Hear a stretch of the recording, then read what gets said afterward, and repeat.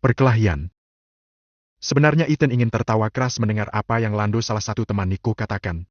Baiklah, sekarang dia sudah bisa jelas melihat pertikaian di antara anak-anak Wilds. Devano dan Nicholas. Akan seterkejut apa jika mereka tahu siapa dirinya yang sebenarnya. Dialah yang seharusnya menjadi penerus Ramon Wilds, karena dia adalah anak dari istri pertama pria itu. Anak dari istri kedua? Ethan dengan kening mengernyit bertanya. Dia melihat kesempatan untuk sedikit mengorek informasi. Nick mengguman.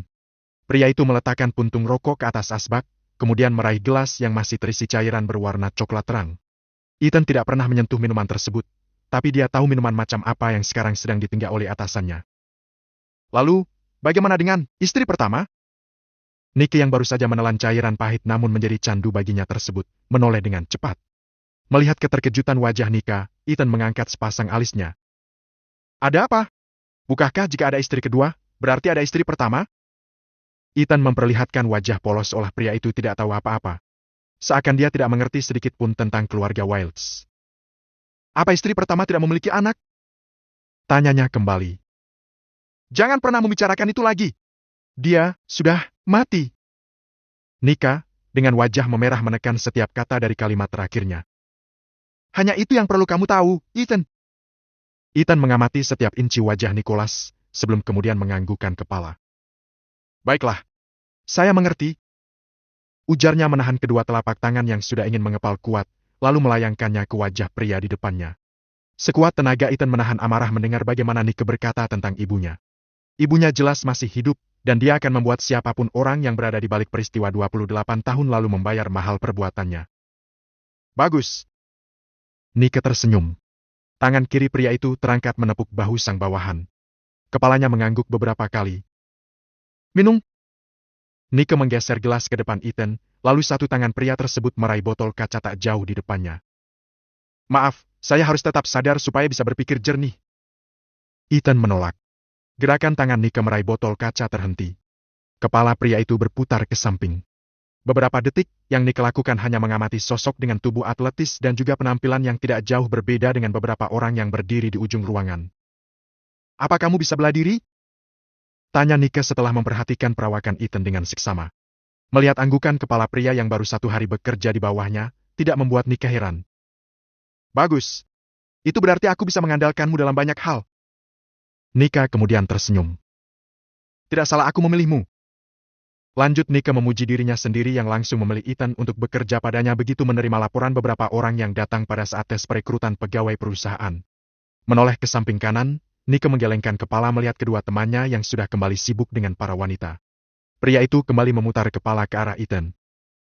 Apa kamu juga akan bilang tidak bermain perempuan? Nika tersenyum mengejek. Pria itu tergelak begitu mendapati anggukan kepala Ethan sebagai jawaban atas pertanyaannya. Oh, dia benar-benar tertawa. Nick bahkan sampai memukulkan tangan kanannya ke meja. Merasa begitu geli mendapati pria seperti Ethan masih ada di zaman sekarang. Tidak minum alkohol, dan juga tidak bermain perempuan. Kamu benar-benar tidak tahu cara menikmati hidup, Ethan? Nick berujar setelah beberapa saat tertawa keras. Pria itu menatap bawahannya sembari menggeleng. Hidup ini harus dinikmati, dan ini adalah salah satu kenikmatan yang bisa kita rasakan sekarang. Kamu harus tahu senikmat apa minuman ini. Nick mengangkat gelasnya, lalu meneguk hingga tandas isinya. Dan wanita adalah kesenangan yang tidak bisa kamu lewatkan, Ethan? Ethan menarik kedua sudut bibirnya. Setiap orang memiliki pilihan hidup. Dan bagi saya, hidup tanpa alkohol adalah pilihan saya. Dan wanita. Ethan menggantung kalimatnya, lalu tersenyum lebih lebar.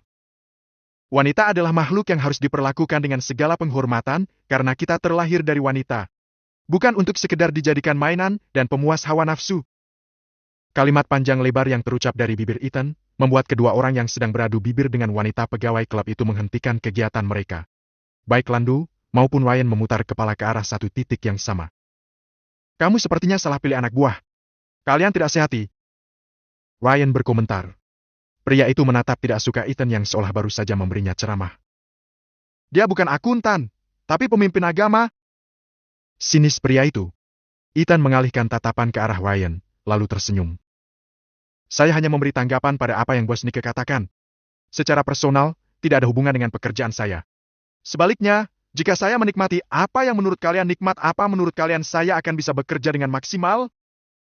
Untuk sesaat, ruangan yang sebenarnya dihuni oleh banyak manusia itu menjadi hening, sebelum akhirnya Nike memecah dengan tawa keras. Benar. Justru aku sekarang bisa bergantung lebih banyak padamu. Aku bisa bersenang-senang, sementara kamu mengerjakan pekerjaanku. Pria itu kembali tertawa. Sepertinya Nike sudah mulai mabuk. Suara dobrakan pintu membuat semua kepala menoleh ke arah satu titik yang sama. Beberapa orang dengan pakaian serba hitam yang sebelumnya berdiri seperti patung hidup di ujung lain ruangan tersebut refleks berlari, lalu berdiri berjajar untuk melindungi tuan mereka. Nika dan kedua temannya menatap ke depan tanpa berniat untuk beranjak. Ketiganya justru terlihat menyeringai seolah sudah bisa menebak apa yang akan terjadi selanjutnya. Sementara para wanita yang semula berada di pangkuan kedua teman Nika, sudah turun kemudian berlari menjauh, melipir keluar dari ruangan. Mereka tidak ingin menjadi korban salah sasaran. Ethan yang masih belum tahu apa yang terjadi, mulai bersiap. Paling tidak, dia bisa menebak kemungkinan terburuknya adalah perkelahian. Melihat bagaimana orang-orang bertubuh besar itu kini sudah saling berhadapan. Brengska Wilds! Kembalikan barangku! Jangan menjadi pencuri! Seorang dengan rambut pirang sepanjang nyaris menyentuh bahu, membelah tubuh besar para bodyguardnya, lalu berjalan dengan langkah lebar masuk ke dalam ruangan yang salah satu pintunya sudah jebol setelah didobrak dengan kekuatan tidak manusiawi. Di tempatnya duduk, Nike mengangkat satu kaki, lalu meletakkannya ke atas kaki yang lain. Sementara sebelah tangan pria itu sudah meraih gelas. Nike terkekeh sebelum meneguk habis setengah isi gelas. Nike mengembalikan gelas yang sudah kosong ke atas meja dengan kasar sehingga menimbulkan suara yang cukup keras. Pria itu masih tidak beranjak dari posisinya. Jangan asal menuduh, Brengska! Nike melirik ke arah kedua temannya yang terlihat masih santai hanya menjadi pengamat. Kamu pikir aku bodoh, datang ke sini tanpa bukti, ha? Pria dengan rambut gondrong itu membentak. Dia berusaha menembus barikade pria bertubuh besar yang menjadi tameng seorang Nicholas Wilds. Biarkan saja. Perintah Nika saat melihat para bodyguardnya menahan tubuh Mazon. Mazon sempat melirik tajam bodyguard Nika sebelum mengarahkan fokusnya pada salah satu anak Ramon Wilds. Jangan karena kamu anak Ramon. Lalu kamu bisa seenaknya saja mencuri barang orang. Mazon mendelik marah. Wajah pria itu merah padam. Bagaimana tidak? Barang berharganya yang senilai puluhan juta dolar, lenyap. Barang yang seharusnya dia kirim ke bagian negara lain dengan nilai jual yang jauh lebih besar. Ethan tidak mengalihkan tatapan mata dari pria yang baru saja datang dengan banyak pengawal. Entah bisnis gelap apa yang sedang mereka pertengkarkan. Narkoba, atau justru senjata. Ethan sedang mencoba menebaknya. Mazon memasukkan sebelah tangan ke dalam saku jas bagian dalam, hingga membuat dua orang pengawal Nika dengan cepat menodongkan senjata api ke arah pria berambut gondrong tersebut. Sementara para pengawal Mazon pun tidak mau kalah. Keenam orang bertubuh besar itu ikut menodongkan senjata api mereka ke arah para bodyguard lawan dan juga sang atasan. Suasana ruangan tersebut menjadi mencekam seketika. Ethan melirik ke arah Nika yang sudah menurunkan satu kaki dari kaki yang lain. Pria itu memajukan tubuh, lalu mengangkat kepala hingga bisa menatap lawan bicaranya. Mazon yang jelas sadar sudah ada ujung senjata api terarah ke kepalanya yang bisa kapan saja mengambil nyawanya mengangkat satu tangan lain yang bebas, sementara satu tangan meraih sesuatu dari dalam jasnya. Pria itu kemudian membanting satu tumpuk foto ke atas meja hingga berserakan. Nike membawa tatapan matanya ke atas meja, sementara Ryan serta Lando meraih beberapa lembar foto yang jatuh tidak jauh dari mereka. Ethan yang juga sudah menurunkan pandangan ke arah meja, dan melihat beberapa gambar yang terbuka, hanya menahan dengkusannya. Jangan bilang mereka bukan anak buah kamu! Mazon menunjuk muka Nike yang sudah terangkat ke arahnya. Pria itu menatap penuh amarah pria yang masih duduk seolah apa yang terjadi tidak membuat pria itu merasa bersalah. Nike berdecak. Pria itu akhirnya mengangkat tubuh, lalu berdiri berhadapan dengan Mazon. Harusnya kamu mikir, Mazon. Untuk apa aku mengambil barang itu? Sepasang mata Mazon membola. Sekarang Nike mengakui jika memang pria inilah yang sudah menyabotase barang dagangannya. Nike mendorong keras dada Mazon, hingga membuat para pengawal kedua belah pihak kembali waspada dengan saling menodongkan senjata dan bersiap untuk menembak begitu mendengar aba-aba dari atasan mereka masing-masing. Nike berderap memutari meja, hingga bisa benar-benar berdiri berhadapan dengan Mazon tanpa penghalang apapun. Wajah Nike merah padam. Kamu yang sudah berani mengambil supplierku! Beraninya kamu main di belakangku!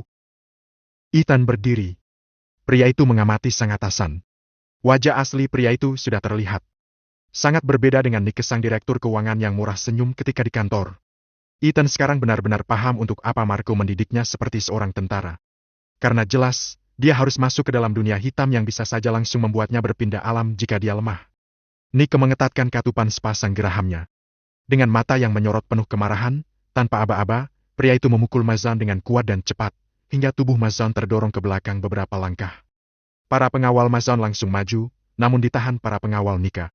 Seolah mengerti bahwa perkelahian kali ini tidak diperbolehkan menggunakan senjata api, para pengawal itu saling memukul dengan tangan kosong. Suara pecahan kaca, bantingan benda keras terdengar memenuhi ruangan VIP tersebut. Sementara itu, Nika masih saling pukul dengan Mazan. Keduanya tidak mau mengalah. Pukulan demi pukulan, tendangan demi tendangan membuat keduanya terjatuh. Wajah mereka sudah tidak lagi utuh. Sudut bibir, juga pipi mereka berdarah. Kedua teman Nike juga sudah ikut bergabung dalam arena perkelahian antara dua kelompok bisnis gelap tersebut, sementara Ethan masih berdiri mengamati. Pria itu menarikkan sudut bibirnya, sebelum menghela langkah lebar menghampiri Nike yang sudah terjatuh, dengan Mazan berada di atas tubuh pria tersebut memukul wajah Nike beberapa kali. Ethan meraih keras Mazan yang masih sibuk memukuli wajah Nike. Ethan menarik keras hingga tubuh Mazan terjengkal ke belakang.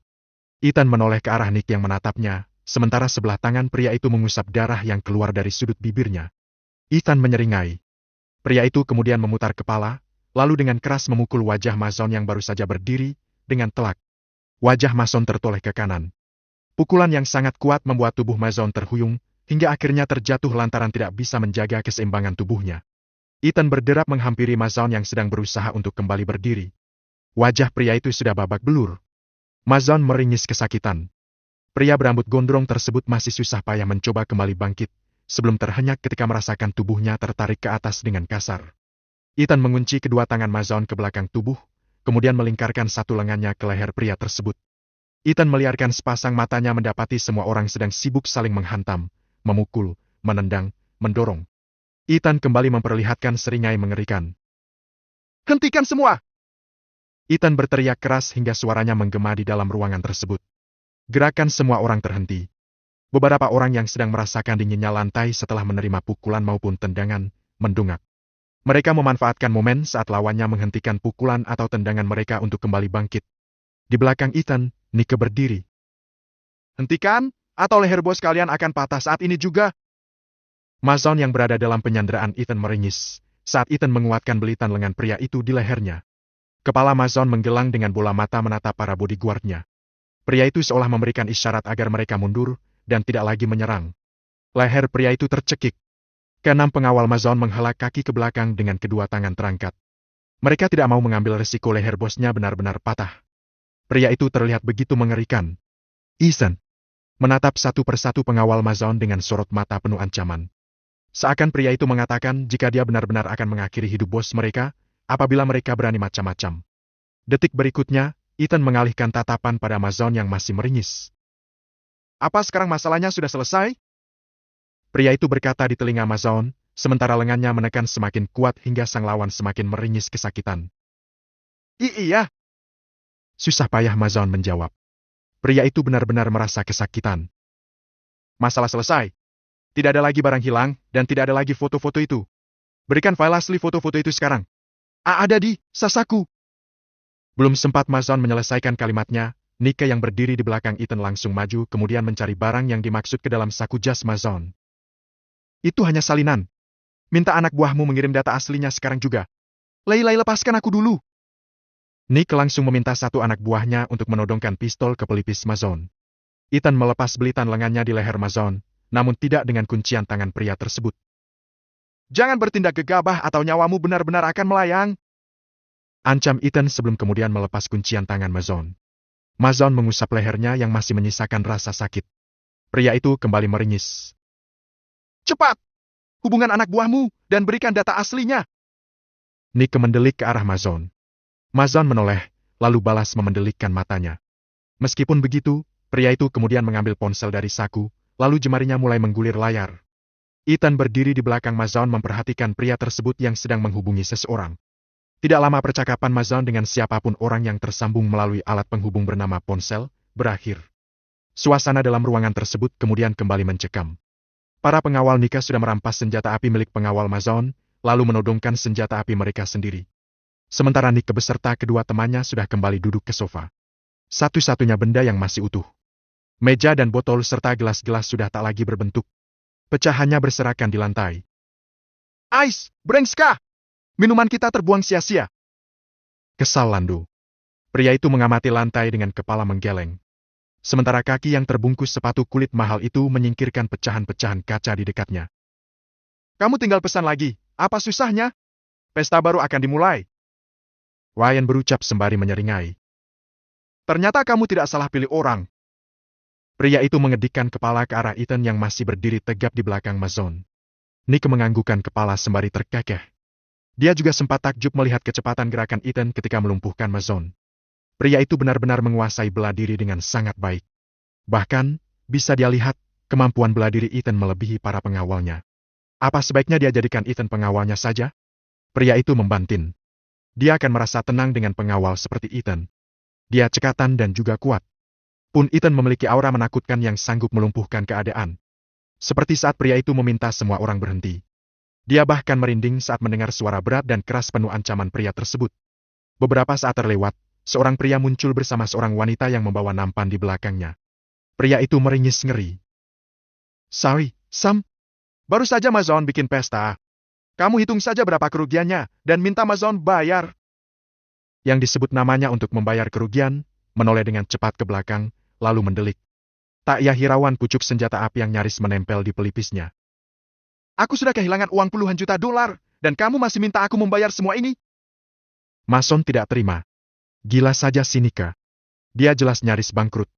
Dia bahkan harus bersiap menerima cacian bapaknya saat pria itu tahu apa yang terjadi. Puluhan juta dolar baru saja melayang sebagai tebusan akan nyawanya.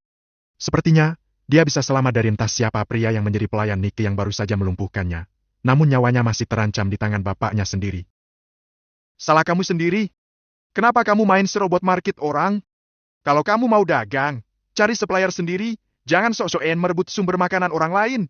Balikin duitku, Nek. Aku bisa dibunuh bapakku sendiri, kalau dia tahu. Kamu sudah dapat barangnya, balikin duitku. Nick mencibir.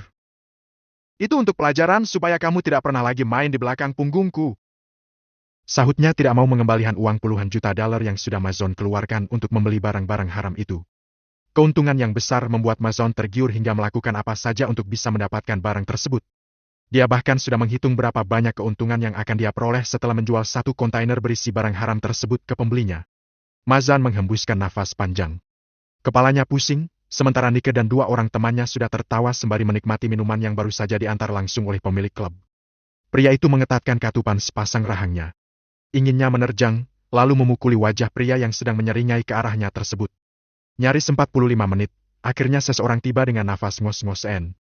Mazon yang melihatnya, langsung meminta salah satu anak buahnya itu untuk masuk. Pria yang baru saja datang tersebut sempat melirik sekitar seolah sedang menilai kekuatan musuh. Ethan yang menyadari apa yang sedang dilakukan oleh salah satu anak buah Mazon yang baru datang, menghela langkah panjang. Berikan datanya. Pria itu tanpa merasa repot menyapa, mengulurkan tangan kanannya. Yang diminta menoleh ke arah sang bos. Mazon memberi isyarat untuk memberikan apa yang diinginkan Ethan, sekalipun dengan wajah kesal. Pria yang baru saja datang tersebut kemudian mengeluarkan sesuatu dari dalam kantung jas, lalu meletakkannya ke telapak tangan Ethan yang masih menggantung. Ethan menatap tajam pria tersebut. Tangannya masih menengadah sekalipun benda kecil sudah ada di tangannya, sementara sepasang netra tajamnya menatap lurus ke depan. Yang asli, bukan salinannya. Itu asli. Apa kamu ingin kehilangan nyawamu sekarang juga? Dengan wajah keras, Ethan menatap lebih mengintimidasi pria di depannya. Ethan kemudian menjatuhkan benda yang ada di tangannya. Pria itu menginjaknya hingga pecah. Mazon yang melihat membuka mulutnya. Sementara Nike dan kedua temannya sudah kembali berdiri, kemudian menghampiri Ethan. Pria yang baru datang itu melirik takut ke arah Mazon, sebelum tubuhnya tertarik ke depan saat Ethan meraih kasar jas pria tersebut. Aku sedang tidak main-main. Tanganku sedang gatal ingin menghancurkan sesuatu. Ethan kemudian menarik satu sudut bibirnya. Satu tangannya menepuk cukup keras pipi pria di depannya. Sepertinya menghancurkan wajah ini bisa jadi hiburanku. Kakak kamu siapa? Bagaimana kamu tahu kalau data itu hanya salinannya saja?